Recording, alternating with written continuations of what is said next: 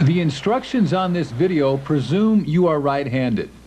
Familiarize yourself with the following terms. They will be used throughout the video. Again, for a right-handed vaulter, extension arm is the right arm, flexible arm is the left. Grip hand is your right hand nearest the top of the pole. Grip height is the distance between the tip of the pole and the top of the grip hand. We will begin with step 1 of the airstrike technique, the run, by introducing the standing walkthrough. Walking through the run is the most essential fundamental that leads to the performance of a correct vault. The walkthrough is the infrastructure of the airstrike system, and it can be accomplished in your own living room. To successfully apply knowledge, you must exercise knowledge. This procedure makes learning the most significant component of the pole vault the simplest to practice, making it the easiest to precisely develop. To begin the standing walkthrough, we recommend that you use a broomstick or anything similar and envision that this stick is a full-length pole. The purpose of this exercise is to visualize properly placing the tip of a full-length pole on the ground in front of you towards a center point or slideway. It will also discipline movement, placement, and timing of the extension arm and flexible arm while lowering the tip and lifting the top for tip placement. The standing walkthrough. Step 1 of the standing walkthrough is how to hold the pole. Grip hand is palm up, other hand palm down, with your thumbs wrapped around the pole. Apply relaxed hand holds. Step 2. For the hand spread, place your hands approximately shoulder width apart. Step 3. Stand facing with feet and body straight at your center point, placing grip hand on the side of your hip at waist height. Step 4.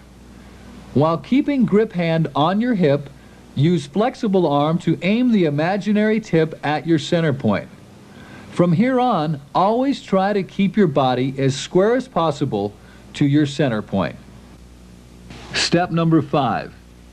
Aiming the tip at your center point while keeping grip hand on hip, raise and lower the tip using the flexible arm to follow an up and down line from eye level to waist level on your center point.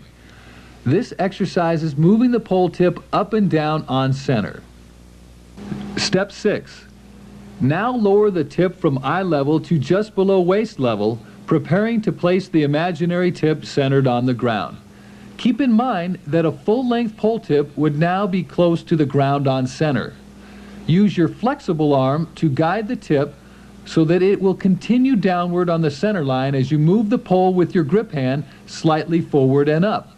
Keeping the grip hand aligned with the side of the body, continue the lifting motion with the grip hand until it is centered over the head on full extension and the imaginary tip will be resting on the ground at center point.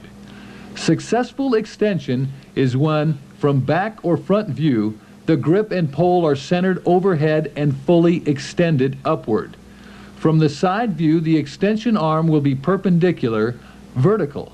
Focus only on a straight extension arm. Never extend or push upward with the flexible arm. Use a mirror, video, or someone else's assistance to monitor that you are extending properly. Do not proceed without mastering proper extension. It is the key to airstrike and must be done properly. Now we'll describe the next exercise, the walkthrough. After repeating steps 1 through 5 of the standing walkthrough, lower the imaginary tip from eye level to just below waist level, preparing to place the centered tip on the ground.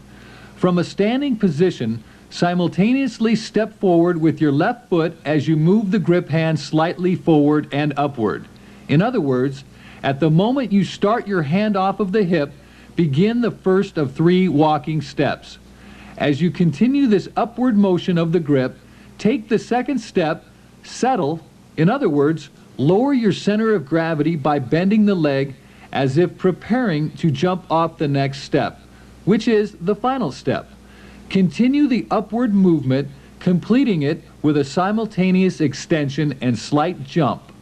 Now you've arrived at the next exercises: the full-length pole walkthrough, check marking the run, placing the tip, and the jump. Find an area where there is enough space to run and work with a full-length pole. 60 to 80 feet will be enough distance for running. Paved surfaces such as tennis courts, basketball courts, parking lots will work great, using chalk for marking steps. Dirt surfaces will work well too. If you have access to a track or gym, that's fine. Grip the pole far enough towards the top to create no more than a 45-degree angle with the tip resting centered on the ground in front of you at full extension. Now proceed to repeat both walkthrough exercises to become accustomed to handling the full-length pole. The following procedure is very important. It's called check marking the run. The purpose of check marking is to gauge and develop consistency of your running speed and stride length. Mark a line on the ground and place your left foot behind it. Holding the pole with the grip hand on your hip and with the tip centered in front of you at approximately eye level and kept there, proceed to run slowly, starting with the right foot, gradually increasing speed for 8 steps. Don't swing your arms as you run. Try to keep your grip against your hip. Do not try to reach your top speed. Top speed will be accomplished later by adding steps. Repeat this procedure at least a dozen times. Each time, mark where your fourth step, second left, lands. Mark the average landing point of this step. You will now have a starting line and a fourth step check mark. In time, you will develop a longer run. Regardless of the length of your run, you will always begin by using this method. The fourth step check mark is the only check mark that you will always look down to see as you go by. Any following check marks require a spotter. Understanding that strides tend to vary, you must develop a comfortable pattern of disciplined distances between check marks. This is because you must be as accurate as possible at your jumping point at the end of the run. Practice running through your fourth-step check mark by taking at least 8 steps and consistently hitting your mark. Be sure to recheck your steps before each practice. Make minor adjustments if necessary. The next exercise is placing the tip. The pole tip should be at or below waist level and steadily lowering to the ground during at least your last 6 strides to achieve a soft, smooth placement. Lowering the tip early creates a comfortable rhythmic lifting of the grip at extension. Practice this before going on, using at least 8 strides. It is essential that you become comfortable and consistent with the feeling of this movement.